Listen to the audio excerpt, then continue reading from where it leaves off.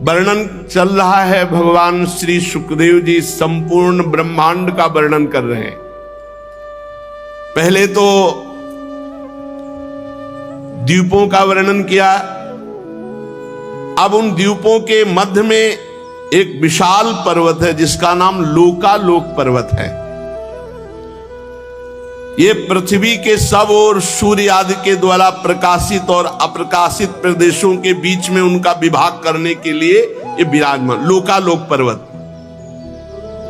सूर्य भगवान जैसे जैसे इस चक्कर लगाते हैं इस पर्वत का, तो जिधर होते हैं उधर दिन होता है और पीछे रात होती है। मेरु पर्वत से लेकर मानसोत्तर पर्वत तक जितना अंतर है उसके बीच में शुद्धोदक समुद्र है, शरबत का समुद्र। मेरु पर्वत से मानसोत्तर पर्वत तक शुद्धोदक समुद्र, बहुत ही पवित्र और मीठा जल, शरबत की तरह। उसके आगे जो भूमि है वो स्वर्णमयी भूमि है। वहां कोई वस्तु गिरेगी तत्काल अंतर ध्यान हो जाएगी, इसलिए वहां कोई मनुष्य नहीं जा सकता। सिर्फ अंतर्ध्यान शक्ति संपन्न सिद्ध या देवता जा सकते हैं। यही मृत्यु लोक में ही है लोकालोक पर्वत। उसके आगे की भूमि स्वर्णिम है, सोने की है। वहां कोई वस्तु गिरे तो तत्काल अंतर्ध्यान हो जाएगी, वस्तु नहीं दिखाई देगी। वहां कोई व्यक्ति नहीं जा सकता, केवल अंतर्ध्यान शक्ति संपन्न देवता जा सकते हैं या सिद्ध जा सकते हैं। लोकालोक पर्वत सूर्य आदि से प्रकाशित और अप्रकाशित भूभागों का बीच है। त्रिलोकी में यह सीमा स्थापित की गई है लोकालोक पर्वत की। इतना ऊंचा और लंबा है कि इसका ऊपरी भाग ध्रुवलोक को स्पर्श करता है। लोकालोक पर्वत का ध्रुव पर्यंत समस्त ज्योतिर्मंडल की किरणें प्रकाशित होती हुई हैं। तो एक ओर जब प्रकाश होगा तो दूसरी ओर अंधकार। सूर्य कभी अस्त नहीं होते, भगवान सूर्य कभी अस्त नहीं होते। प्रमाण लक्षण स्थिति के अनुसार ये हमने भूमंडल का वर्णन किया। ये 50 करोड़ योजन का है भूमंडल। जहां पृथ्वी है ये मिट्टी की, जिसमें मनुष्य पशु पक्षी सब रहते हैं, ये 50 करोड़ योजन। एक योजन को मतलब 4 को 50 करोड़, तो 5 को है, हाँ 200 करोड़। 50 करोड़ को मतलब 200 करोड़ कोस। ये पूरी भूमि है जिसमें मनुष्य वास करते हैं। 12.5 करोड़ योजन का लोकालोक पर्वत है बीच में जो है। उधर स्वर्णिम भूमि, इधर भूमि ये उपजाऊ। 4 दिग्गज ऋषभ, पुष्करचूड़, वामन, अपराजित, ये महान दिव्य गजराज चारों दिशाओं को रोके हुए विराजमान है।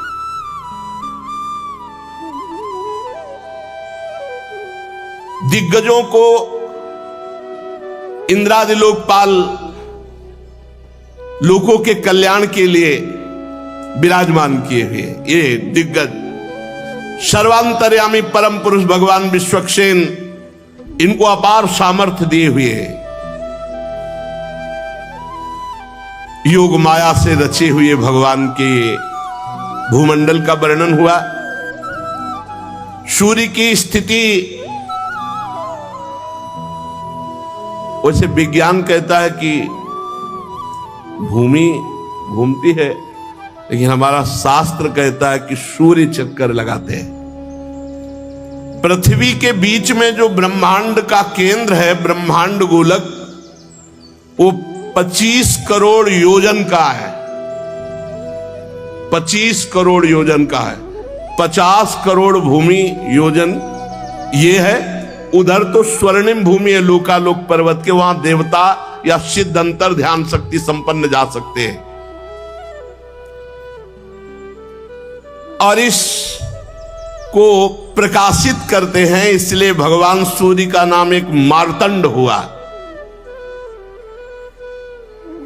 हिरण्यमय ब्रह्मांड ये भगवान विराट से प्रकट हुआ, इसलिए इसे हिरण्यगर्भ भी कहते हैं।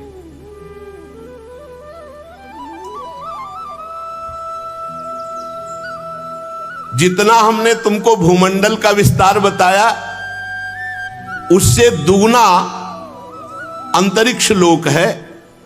जैसे मटर या चना के एक भाग को जान ले तो दूसरे भाग की लंबाई पता चल जाती है। जितना भूमंडल है 50 करोड़ योजन, और उधर तो द्युलोक भी इतना ही है। और द्युलोक और भूलोक के बीच में एक अंतरिक्ष लोक है। ये दोनों का संधि स्थान है।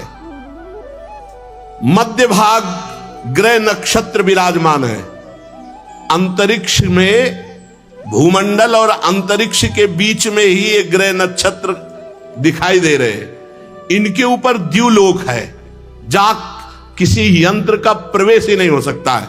वहां तो आगे द्युलोक में फिर स्वर्ग आदि की तरफ यात्रा सब सिद्ध और देव पुरुष करते हैं। अंतरिक्ष में कुछ सीमा तक ये यंत्र आदि जा सकते हैं। भगवान सूर्य उत्तरायण और दक्षिणायन इस गति से चलते हैं। मकर आदि राशियों में ऊंचे नीचे समान स्थानों में जाकर कभी दिन को बड़ा करते, कभी रात को बड़ा करते, कभी दिन को छोटा करते, कभी रात को छोटा करते हैं।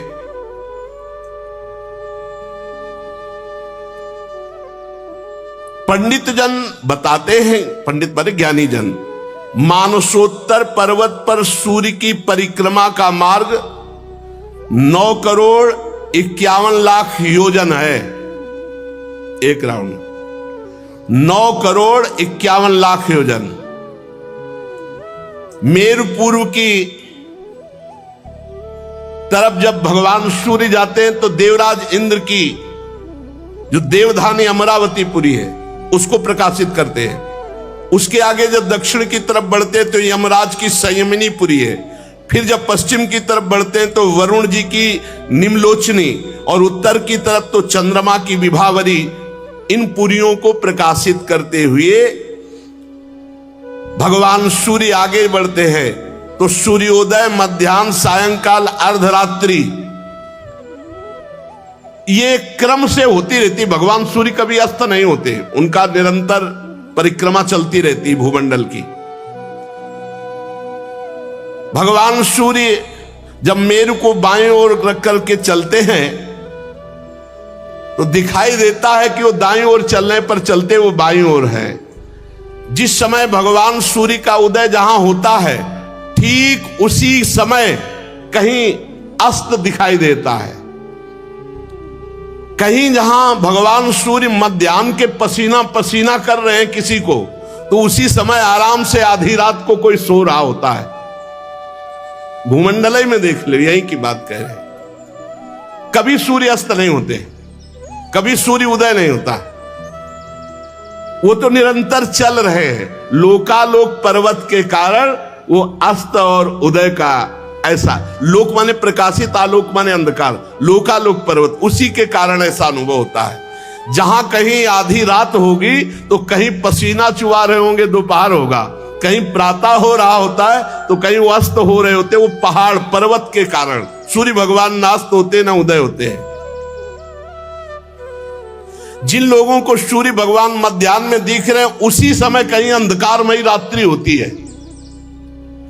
सूर्य भगवान जब इंद्र की पुरी से यमराज की पुरी को चलते हैं तो 15 घड़ी में 2.25 करोड़ 12.5 लाख और 25,000 योजन इस रफ्तार से चलते हैं। 15 घड़ी में 2.25 करोड़ 12.5 लाख 25,000 योजन यात्रा तय करते हैं। बहुत रफ्तार की भगवान सूर्य की गति है। इसी क्रम से वरुण और चंद्रमा की पुरियों को पार कर इंद्रपुरी में पहुंचते हैं। इस प्रकार चंद्रमा आदि अन्य ग्रह भी ज्योतिष चक्र में अन्य नक्षत्रों के साथ उदित और अस्त होते रहते हैं। भगवान सूर्य का वेदमय रथ एक मुहूर्त में 34,08,000 योजन की रफ्तार से चलता है। एक मुहूर्त में, बहुत छोटा समय मुहूर्त होता है, 34,08,000 योजन की रफ्तार से चलता है। आज तक हमें लगता है कोई ऐसी गाड़ी नहीं बनी होगी, कोई हेलीकॉप्टर या कोई भी वाहन नहीं बना होगा। नहीं, ऐसा नहीं बना होगा कि एक मुहूर्त में 34,08,000 योजन, कोई नहीं। इस रफ्तार से सब पूरे ब्रह्मांड को प्रकाशित करते हुए भगवान सूर्य संवत्सर नाम का एक चक्र पहिया, 12 मास रूपी अरे, 6 ऋतु रूपी नेमी, 3 चौमासे रूपी नाभि और रथ की धुरी का एक सिरा मेरु पर्वत की चोटी पे रखा हुआ है और दूसरा मानसोत्तर पर्वत पे, और निरंतर भगवान सूर्य का रथ घूमता रहता है। एक पहिया सुमेरु पर्वत पर, एक मानसोत्तर पर्वत पर, और बीच से एक यंत्र गया जो ध्रुवलोक से कनेक्शन है। जैसे ऊपरी भाग को रोके तो ऐसे रथ से ऊपर ध्रुवलोक से कनेक्शन, एक पहिया सुमेरु, एक मानसोत्तर पर्वत, और बीच की यात्रा चलती है जिसमें भगवान सूर्य बैठते हैं। वो सिंहासन रथ का जानते हो कितना बड़ा है? 36 लाख योजन। सूर्य भगवान को ऐसे थोड़ी कि हमारी तुम्हारी तरह वैसे बैठे हैं कि हाथ दो हाथ में बैठ गए। 36 लाख योजन रथ में बैठने का स्थान है भगवान सूर्य के। रथ पूरा जो रथ है वो 9 लाख योजन चौड़ाई, तो जिसमें बैठते 36 लाख योजन, और पूरा रथ ऐसे 9 लाख योजन का है। जुआ जिसमें घोड़े, तो वो 36 लाख योजन का लंबा जुआ है। तो घोड़े कौन है? साक्षात गायत्री। 7 छंद जो गायत्री के हैं, मूर्तिमान वहां अश्वरूप धारण करके विराजमान है। और सारथी कौन है? अरुण जी महाराज, गरुण जी के बड़े भाई अरुण जी। इनके कमर के नीचे का अंग तैयार नहीं हुआ था, आगे प्रसंग में आएगा। ये भगवान सूर्य की तरफ मुख करके बैठते हैं, आगे की तरफ नहीं, आगे की तरफ पीठ करके बैठते हैं। भगवान सूर्य की तरफ मुख करके बैठते हैं महाराज अरुण, गरुण जी के बड़े भाई अरुण जी। ये सारथी हैं भगवान सूर्य के। गायत्री मूर्तिमान छंद, ये 7 घोड़े हैं। रफ्तार एक मुहूर्त में 34,08,000 योजन। भगवान सूर्य इस रथ पर विराजमान होकर भूमंडल को प्रकाशित करते हैं। सूर्य देव की तरफ ही मुंह करके अरुण देव उनके सारथी बैठते हैं। विश्व में दूसरा कोई सारथी नहीं इनके सिवा, कोई सारथी नहीं कि भगवान सूर्य के सामने बैठ जाए। अरुण देव ही महाराज है। माता की गलती के कारण नीचे के अंग तैयार नहीं हो पाए थे, आगे प्रसंग आएगा तो कहीं। और 60,000 ऋषि बाल खेले ये स्तुति करते हुए चलते हैं। 60,000 बाल खिल्य ऋषि ये भगवान सूर्य के रथ में भगवान सूर्य की स्तुति करते हुए चलते हैं।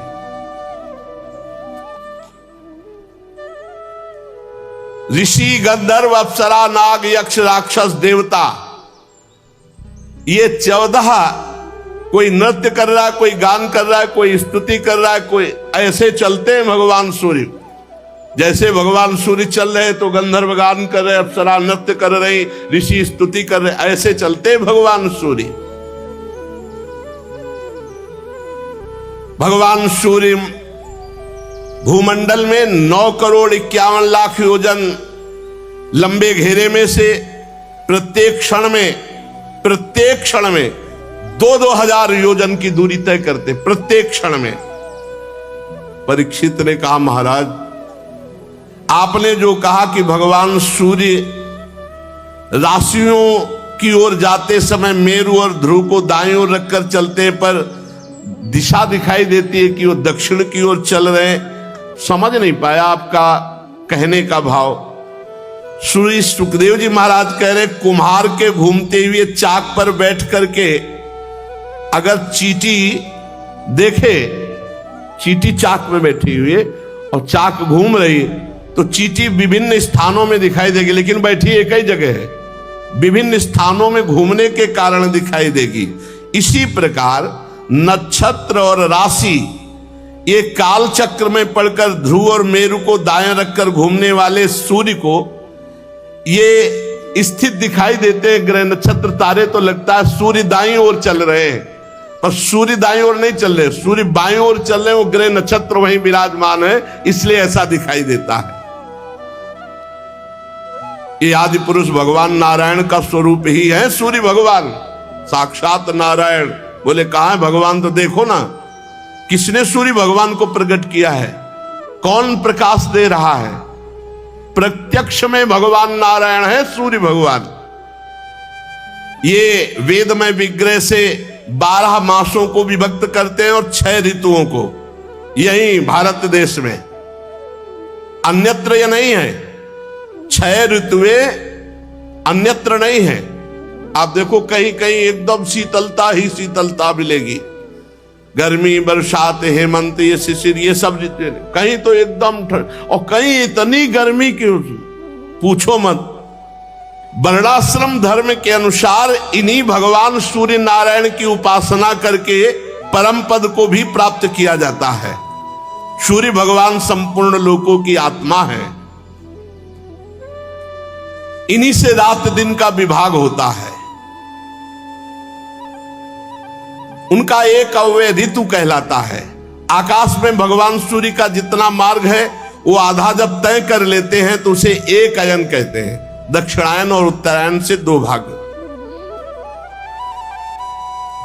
इस प्रकार सूर्य की स्थिति से 1 लाख योजन ऊपर चंद्रमा विराजमान है। परमहंस श्री सुखदेव जी कह रहे, और भगवान श्री कृष्ण द्वैपायन व्यासदेव जी त्रिकालज्ञ वो लिख रहे हैं, जो अभी आपने सुना वो भगवान सूर्य की गति। अंतरिक्ष के ऊपर जो द्युलोक है, उस द्युलोक के ऊपर सब पुरियों को प्रकाशित करते हुए भगवान सूर्य जो सुमेरु आदि में विराजमान अपने रथ पर, वहां किसी की पहुंच आज तक किसी की नहीं है। फिर कह रहे सूर्य से ऊपर 1 लाख योजन चंद्रमा विराजमान है। हमारा शास्त्र कह रहा है कि सूर्य से ऊपर 1 लाख योजन चंद्रमा विराजमान है। चंद्रमंडल, चंद्रमा की चाल सूर्य से भी बढ़कर तेज है, इसलिए वो सब नक्षत्रों के आगे रहता है। सूर्य के 1 वर्ष के मार्ग को चंद्रमा 1 महीने में तय कर लेता है, और इस 1 महीने के मार्ग को 2.25 दिन में, और 1 पक्ष के मार्ग को 1 ही दिन में तय कर लेता है। ये कृष्ण पक्ष में क्षीण होती हुई कलाओं से पितृगण के, और शुक्ल पक्ष में बढ़ती हुई कलाओं से देवताओं के दिन रात का विभाग करता है। 30-30 मुहूर्त में 1-1 नक्षत्र को पार करता है। ये अन्नमय अमृतमय होने के कारण समस्त जीवों की प्राण और जीवनी शक्ति को बढ़ाता है। चंद्रमा 16 कलाओं से युक्त है। ये मनोमय, अन्नमय, अमृतमय पुरुष स्वरूप भगवान चंद्रमा है। ये देवता, पितर, मनुष्य, भूत, पशु, पक्षी, सरीसृप, वृक्षादि सबके प्राणों का पोषण करता है, इसलिए सर्वमय देव चंद्रमा को कहा गया। चंद्रमा से 3 लाख योजन ऊपर अभिजीत के 28 नक्षत्र विराजमान है। इन्हें भगवान ने काल चक्र में नियुक्त किया है। ये मेरु को दाईं ओर रखकर घूमते हैं।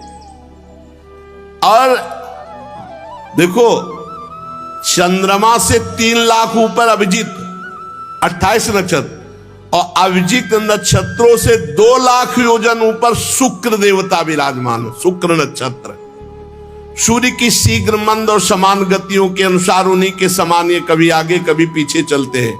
ये बहुत मंगलकारी ग्रह है शुक्र, खूब वर्षा कराने वाला और बहुत मंगलकारी ग्रह शुक्र ग्रह है। ये सबके अनुकूल रहता है। शुक्र की गति जैसी वैसे ही चंद्रमा के पुत्र बुध की गति है। शुक्र से 2 लाख योजन ऊपर चंद्रमा का ये पुत्र बुध विराजमान है। ये भी मंगलकारी है, किंतु जब सूर्य की गति का उल्लंघन करके चलता है तब आंधी बादल और सूखे की भय की सूचना देता है। बुध से 2 लाख योजन ऊपर मंगल ग्रह है। यदि ये वक्र गति से न चले तो एक एक राशि को 3-3 पक्ष में भोगता हुआ 12 राशियों को पार करता है। ये सबका अशुभ करने वाला अमंगल सूचक ग्रह है मंगल। इसके मंगल ग्रह के 2 लाख योजन ऊपर बृहस्पति जी विराजमान है। ये वक्र गति से न चले तो एक एक राशि को एक एक वर्ष में भोगते हैं। ये धर्म से चलने वाले ब्रह्म ऋषियों के सदा अनुकूल रहते हैं बृहस्पति गुरुदेव। और बृहस्पति जी के ऊपर 2 लाख योजन के ऊपर शनि भगवान विराजमान है। 30-30 महीने तक एक एक राशि को भोगते हैं। ये सब राशियों को पार करने में 30 वर्ष लगाते हैं। ये सबके लिए अशांति कारक है। अगर ये विपरीत हो जाए तो बहुत ही हानि पहुंचा दे शनि भगवान। वो हैं सबके विपरीत ही। भगवान का भजन कर लो तो इनकी विपरीतता काम नहीं करेगी, और अगर भगवान का भजन नहीं करोगे तो ये हैं जैसे मंगल है और शनि है मानो जेलर, जो बुरा करेगा बहुत, और भगवान की शरण में रहोगे तो सब मंगल करेंगे। जो पे कृष्ण चरण मन अर्पित तो करी है का नवग्रह रंक, हरिवंश महाप्रभु कहते। और शनि भगवान से 11 लाख योजन ऊपर सप्त ऋषि विराजमान है। ये ध्रुवलोक की परिक्रमा करते रहते हैं और सब पूरे विश्व का मंगल करने की भावना रखते हैं। सप्त ऋषियों से 13 लाख योजन ऊपर ध्रुवलोक विराजमान है। चरम सीमा है ये ऊंचाई की। ये आकाश जो देख रहे हो ना, ये अनंत है। ये सीधा ऊपर लंबाई है किसी की पहुंच नहीं, किसी की पहुंच नहीं। भगवान विष्णु का परम पद जो ध्रुव जी को मिला, ये सप्त ऋषियों से 13 लाख योजन ऊपर है। अगर सब जोड़ किए जाएं तो होश उड़ जाएंगे कि ध्रुव जी कहां विराजमान है। बहुत ऊंचाई पर सबसे उत्तान पाद के पुत्र परम भक्त जहां ध्रुव जी विराजमान है, तो अग्नि देवता, इंद्र देवता, प्रजापति, कश्यप, धर्म, सप्त ऋषि सब प्रदक्षिणा करते हुए प्रणाम करते रहते हैं ध्रुव जी को। कल्प पर्यंत रहने वाले लोक इन्हीं के आधार से स्थित है। जैसे किसी यंत्र के द्वारा बीच में किसी को रोका जाए, ऐसे भगवान सूर्य के रथ का कनेक्शन है ध्रुवलोक से, ऐसे ऊपर से पकड़े हुए और 2 इधर बीच में पूरा राउंड मारते रहते हैं। सदा जागते रहने वाले अव्यक्त भगवान काल के द्वारा ग्रह, नक्षत्र, ज्योतिर्गण ये निरंतर घुमाए जाते हैं, पर ध्रुवलोक आधार स्तंभ की तरह रहता, कभी नहीं घूमता, सब इनकी परिक्रमा करते हैं। कोई भगवान की योग माया से युक्त, इसे शिशुमार चक्र भी कहते हैं, जो ध्रुव जी की परिक्रमा करते हैं। ध्रुव जी का लोक जो वर्णन है, परीक्षित, कुछ लोगों का कथन है कि सूर्य से 10,000 योजन नीचे राहु नक्षत्र घूमता है। यह देवत्व को प्राप्त हो चुका है। समुद्र मंथन के समय जब अमृत निकला था तो इसने चोरी चोरी पी लिया था। यह सिंगिका का पुत्र असुराधम इस पद के योग्य तो नहीं था, पर इसने देवत्व प्राप्त कर लिया राहु ने, क्योंकि भगवान दैत्यों की तरफ देखकर ऐसे मुस्कुराते हुए पिलाते चले जा रहे थे। तो इसने देखा कि मामला तो गड़बड़ है, कलश तो पूरा उलटने वाला है। तो सूर्य चंद्रमा के बीच में होकर तो कहा, भगवान ये तो पी लिया, तो अभी गले के नीचे नहीं ले जा पाया था, सुदर्शन चक्र से उड़ा दिया, तो ऊपर का देवत्व को प्राप्त हो गया। इसका वर्णन हम आगे करेंगे। सूर्य का जो ये अत्यंत तपता हुआ मंडल है, ये 10,000 योजन का है। सूर्य नहीं, सूर्य तो आप देखें जितने में बैठे थे, मंडल तेज ये 10,000 योजन का, 10,000 योजन का। चंद्रमा का मंडल 12,000 योजन का है और राहु का मंडल 13,000 योजन का। इसीलिए वो ऊपर छाता है तो सूर्य और चंद्र ढक जाते हैं। अमृत पान कर किए हुए राहु ये देवताओं के समान हो चुका है, क्योंकि अमृत पान कर चुका है। चंद्रमा और सूर्य के बीच में बैठा था, तो चंद्रमा और सूर्य ने ही पोल खोल दी, भगवान ये तो दैत्य है।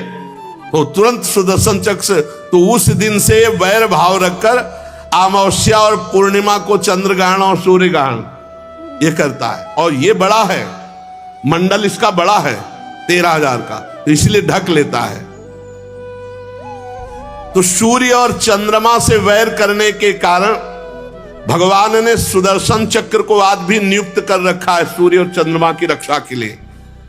तो ये डरता रहता है, केवल चंद्र ग्रहण और सूर्य ग्रहण जो अमावस्या पूर्णिमा को होता भगवत विधान से उतने समय के लिए नहीं, हर समय डरता रहता, निरंतर सुदर्शन चक्र घूमता रहता है और रक्षा करता रहता है सूर्य और चंद्रमा की। राहु उद्युग्न नहीं कर पाता, नहीं उद्युग्न कर दे सूर्य और चंद्रमा को, इतना बलवान है। ये सुदर्शन के तेज से उद्युग्न होकर कुछ मुहूर्त वो सूर्य चंद्र के समीप जाता और डर कर भागाता, उसी को ग्रहण कहते हैं। राहु से, अब ये नीचे की बातें होती चली जा रही, ऊपर की सुन। राहु से, सूर्य से नीचे 10,000 योजन पर राहु है, और राहु से 10,000 नीचे योजन पर, 10,000 योजन नीचे जितने सिद्ध हैं, चारण हैं, विद्याधर हैं, इनके स्थान हैं। यहां वायु की गति जा सकती है और बादल दिखाई दे सकते हैं। ये अंतरिक्ष लोक है। अंतरिक्ष में यक्ष, राक्षस, पिशाच, प्रेत और भूत, इनका विहार स्थल है अंतरिक्ष लोक। उससे नीचे, अंतरिक्ष लोक से नीचे 100 योजन की बीच की दूरी है, जहां से पृथ्वी है। यक्ष, राक्षस, पिशाच, प्रेत, भूत ये अंतरिक्ष लोक में वास करते हैं। अंतरिक्ष लोक से हजारों योजन ऊपर सिद्ध, चारण, विद्याधर, उनसे 10,000 योजन ऊपर राहु, और राहु से 10,000 योजन ऊपर सूर्य मंडल, सूर्य नहीं सूर्य मंडल, उसके नीचे 100 योजन का जो मार्ग है, फिर ये पृथ्वी लोक में आता है। 100 योजन 400 कोस, और 4 से 1200 किलोमीटर। जहां तक हंस, गिद्ध, बाज और गरुण ये उड़ सकते हैं, वहां से पृथ्वी की सीमा लागू होती है। उसके ऊपर अंतरिक्ष की सीमा रहती है। अगर अंतरिक्ष की सीमा में पहुंच जाए तो गुरुत्वाकर्षण बल और अंतरिक्ष के ऊपर वो बीचे में हिलगा रहे। एक स्थिति ऐसी है जो ना पृथ्वी का आकर्षण नीचे का खत्म हो जाता है, ऊपर का आकर्षण ऊपर को बीचे में, जैसे त्रिशंकु हिल गए, आज भी कहा जाता है त्रिशंकु, त्रिशंकु की तरह वहां पहुंच जाने पर नीचे नहीं आया जा सकता। उसके ऊपर भूत, प्रेत, पिशाच, राक्षस, ये अंतरिक्ष लोग, हंस, गिद्ध, बाज और गरुण आदि प्रधान प्रधान पक्षी जहां से वहीं तक पृथ्वी की सीमा है। पृथ्वी का विस्तार तो सुन ही चुके हैं।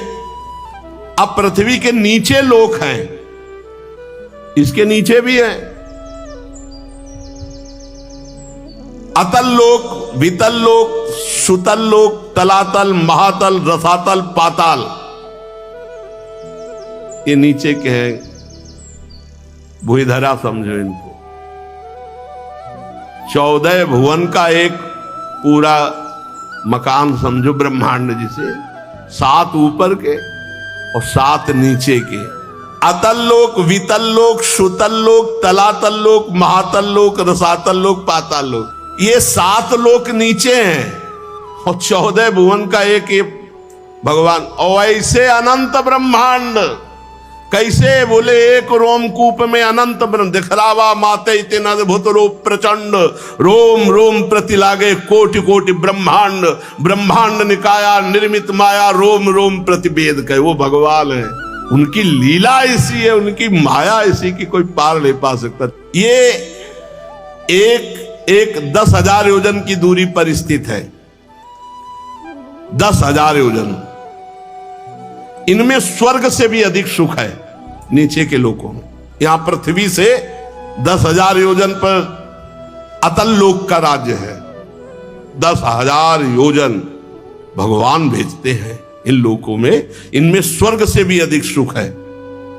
इसमें स्वर्ग से भी अधिक अप्सराएं, विषय भोग, ऐश्वर्य, आनंद, संतान सुख, धन संपत्ति, वैभव, उद्यान, क्रीड़ा स्थली और मायामय दिव्यमय बड़े वैभव।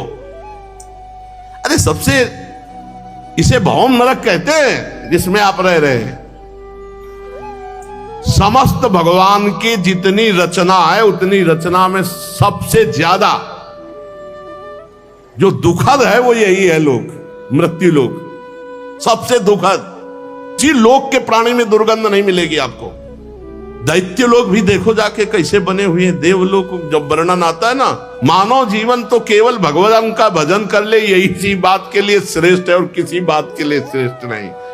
कह रहे कि इतना सुख है नीचे के लोकों में कि देवराज इंद्र को भी वो सुख नहीं जो नीचे के लोकों में है। वहां सुंदर सुंदर स्त्री, पुत्र, बंधु बांधव, सेवक और संपत्ति, मतलब इंद्र की सामर्थ्य नहीं है कि उन सुखों को सोच सके जैसा इन लोकों में सुख है। महाराज मैदानों की बनाई हुई अनेक पुरियां जगमगाती हैं और सुंदर सुंदर मणियों से जटित हर मकान है वहां मणियों से जटित है। परकोटे, नगर द्वार, सभा भवन, बड़े सुंदर आंगन और बड़ी सुंदर सुंदर स्त्रियां, बड़े सुंदर पुत्र परिवार, फर्श बड़ी सुंदर, कबूतर, तोता, मैना, इनकी किलोल देख ले तुम। ये पुरियां इतनी सुंदर कि देवराज इंद्र कल्पना नहीं कर सकते, इतना सुख है इनमें। सोचो धाम में कितना सुख होगा भगवान के जहां बैठे हो। इतने बगीचे सुंदर हैं कि देवलोक के बगीचे भी समानता नहीं कर सकते। और ऐसे सुंदर सरोवर मणिजटित, खूब सुंदर डालियां फूलों की खिली हुई, तरह तरह की लताएं, तरह तरह की खुशबू। मानव देव में भजन कर ले यही सुख है और कोई सुख नहीं। कोई सुख देख लो सुख तो यह है। ऐसी ऐसी रंग बिरंगी मछलियां जल में, जल एकदम निर्मल, कमल, कुमुद, कुवलय, कल्हार, नील कमल, लाल कमल, शतपत्र कमल, ये खिले हुए सरोवर, सबके अलग अलग अलग भवन, अलग सरोवर। जैसे यहाँ वो पानी का क्या कहते हैं जो मकानों के बगल में बने होते जहां स्विमिंग पूल, अलग अलग मछलियां, कमल सब खिले हुए हैं, बड़े सुंदर। इंद्रियां आश्चर्य में हो जाए ऐसे लोगों के सुख। अच्छा वहां सूर्य का, चंद्र का प्रवेश नहीं है नीचे के लोकों में, ऊपर के लोकों में तो है।